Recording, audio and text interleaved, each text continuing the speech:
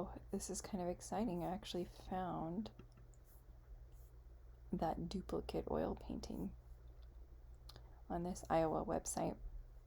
And so we've got iowa.gov, Iowa Department of Cultural Affairs. You will see this is the painting that Joseph Smith III talks about in his 1910 letter, where he says that he has a duplicate oil painting of David Rogers' painting that he commissioned. And so here's this one. So it was donated in 1899, so it might have been painted in the 1890s, 1880s, somewhere in those 20 years it was probably done. But that's when he donated it to Iowa, because he was living in Iowa in 1890. So anyway, access number 97 portrait catalog. You can just go to iowa.minisisinc.com and see that. And I'll kind of show you this. It's a little disappointing. It's probably why you don't see it that much. It's pretty kind of blotchy. It's almost impressionistic. And he might have been just trying to do his own style too. But some unique things. I always tend to look at that. I always look at the eyes, but you'll really see. Do you see right there, right on the brow bone? Because you see that in my picture, how there's not very much hair in an odd place right on the brow bone. And then the eyebrow just kind of comes down like that, and the eyebrow comes down almost to the level of the eyelid, more at an angle, but that's his right eyebrow. And then his left eyebrow more or less comes up, and then the inner part more or less just meets with the crease in his eye. And you see how there's almost a different shape. But again, the left eye, you see this in my picture, how there's this line. But this and this, like, you don't see very distinctly on any of the well-known photos of the painting, forward-facing painting that Community Christ has, or in the painting itself. I'm just going to show you from my picture. You see how there's the brow bone, and it kind of comes up. It's a strange, unique. It's all these unique features that I see because I'm into details. I've been drawing faces since I was like 10, so at this point, like almost 30 years. So, and I don't as much anymore for fun. I definitely. It was new. I think when you're younger and you learn a new hobby, you spend, or you have 4, 5, 10 hours to work on a drawing, you know.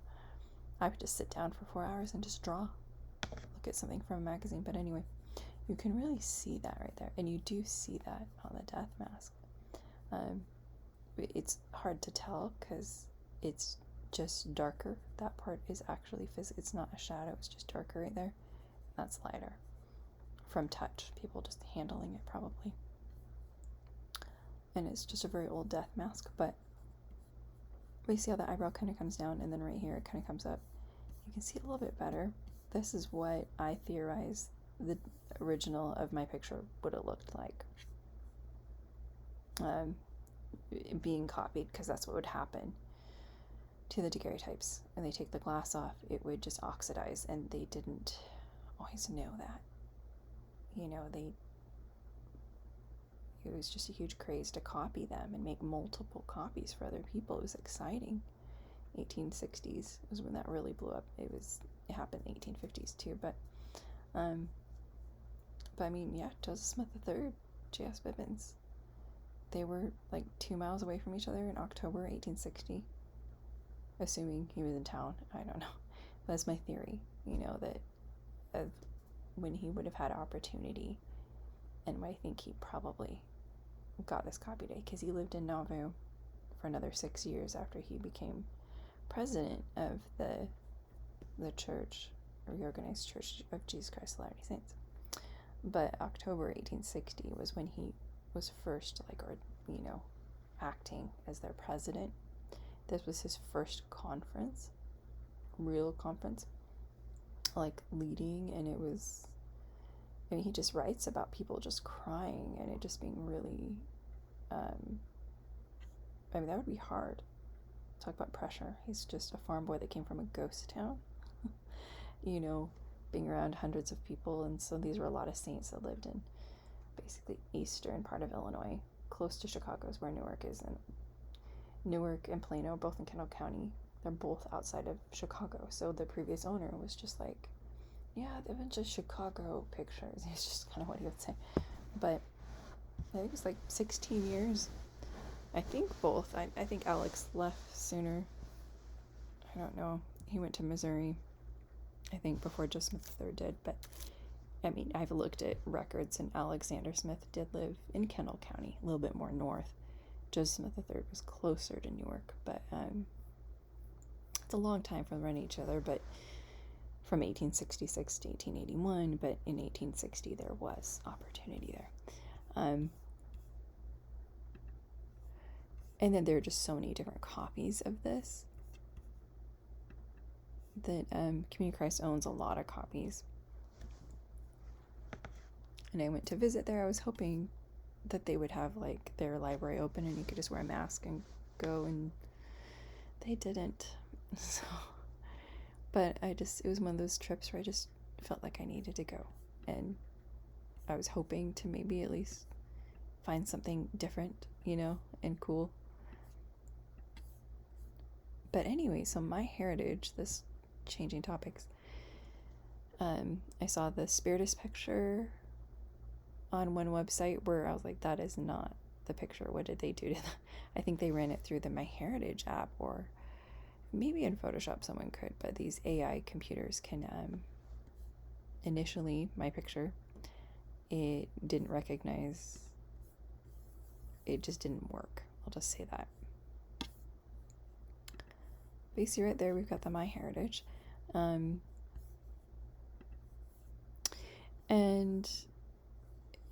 nothing happened. I'm like, what happened? So if you have a really grainy, really old picture, you would have to smooth it out. And so what I've been working on, and I plan on selling, not this, but I colorized my picture. So basically I smoothed things out a little bit, but I still kept it as true to how it really looks as possible.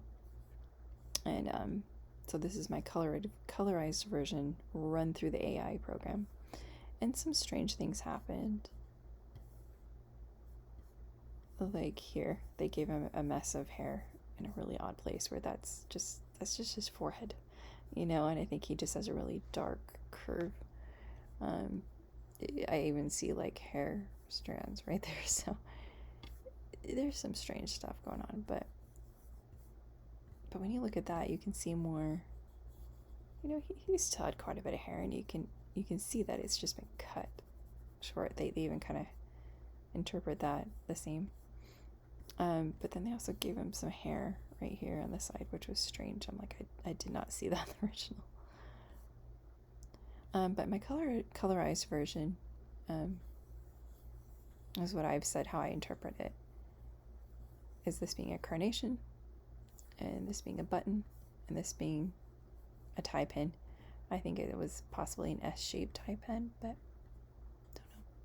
There's that striped vest, which you can see a few dark things that sort of look like they could be that flower or that swoop you see on the vest if you look at my website. If you look at the clothing, which is way down here,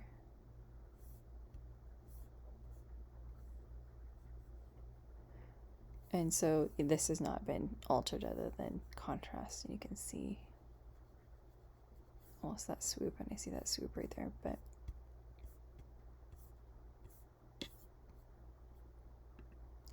But yeah, so I guess people were just really impressed with some of these versions of the AI, that they thought some of these alleged photos, maybe they were real, because look how real it is. All they did was clean up the photo, but this was more than cleaning up. Like it was an AI picture. So like Kim Marshall's picture and the Spiritus picture on one website, they really it really guessed and added hair. And sometimes it definitely didn't look quite right, but and the lips, I don't think the lips cut off right there.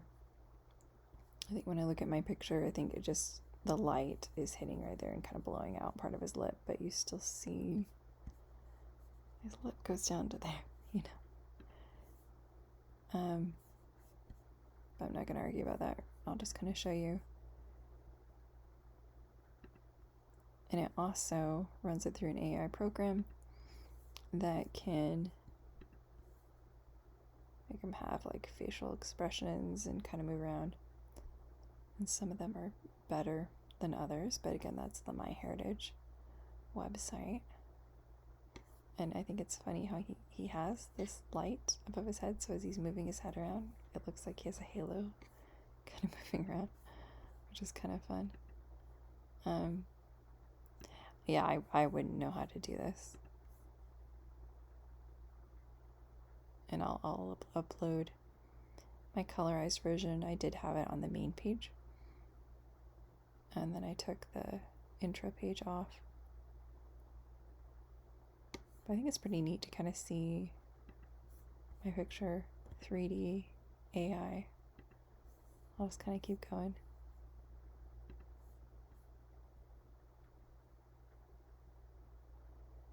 But it makes me really realize like how pleasant and nice of a person this guy in my photo that matches the death mask of Joseph Smith looks like, and that's sort of what people said about him. You kind of have that smile.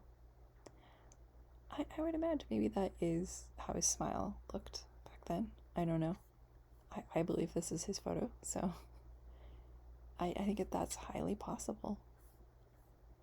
And sometimes I look at my picture and I think he's smiling. Some people think he just looks like he's crying, and sometimes I look at it and I think I can see a tear in his eye, you know.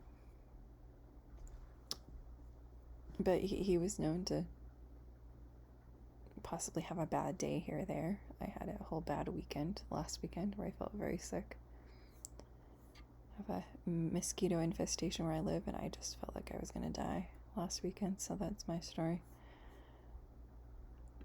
And I'll just show you the last one here too.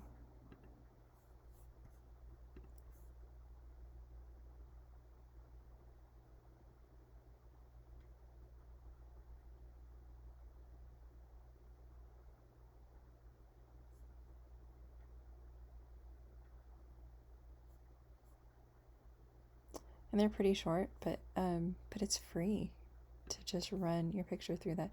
Initially, it just did this. This is the colorized version of my photo. I'm like, huh? You know. But when I uploaded my own colorized version, ran it through the AI.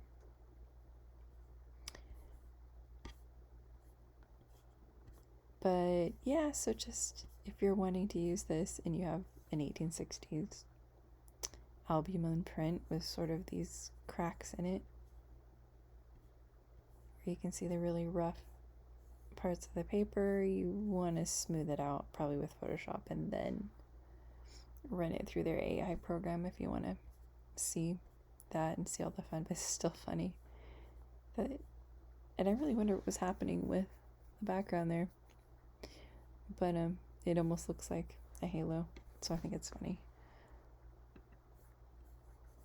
But that's a fun thing. I think the eyes turned out really cool, and the nose. Just some parts of it were pretty strange, but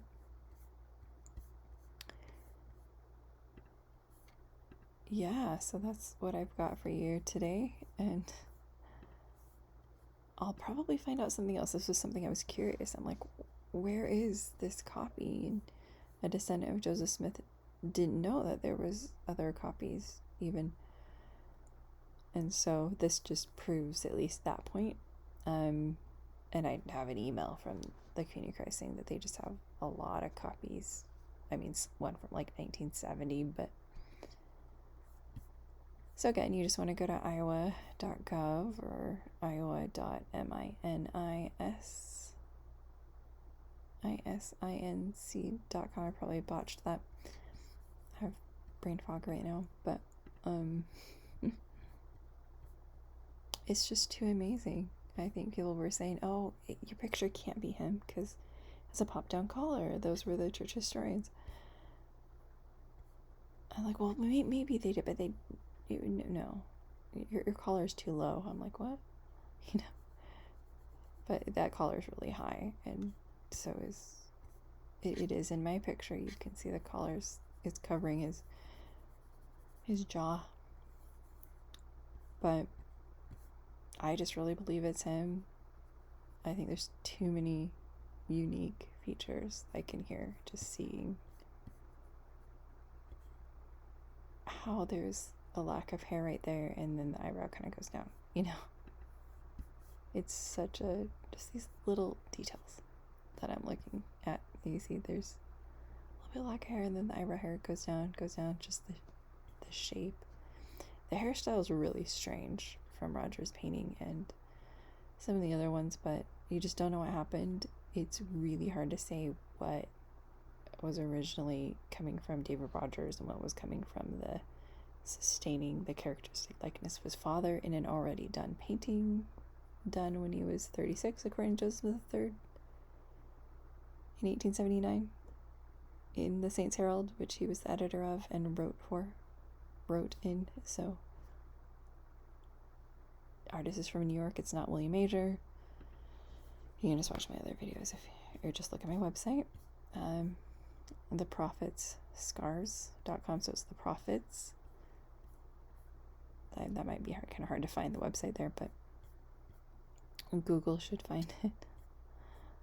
But that's just the handle I bought last summer, and I got rid of the intro page because I was like, why do I have that? I don't know. So, but I'm always working on this and trying to make it make more sense. Just even when I was writing this, I was finding out, like, I had just found the Saints Herald article, and I had already written it and had it just threw it in there, and I just keep finding more things and having to edit it.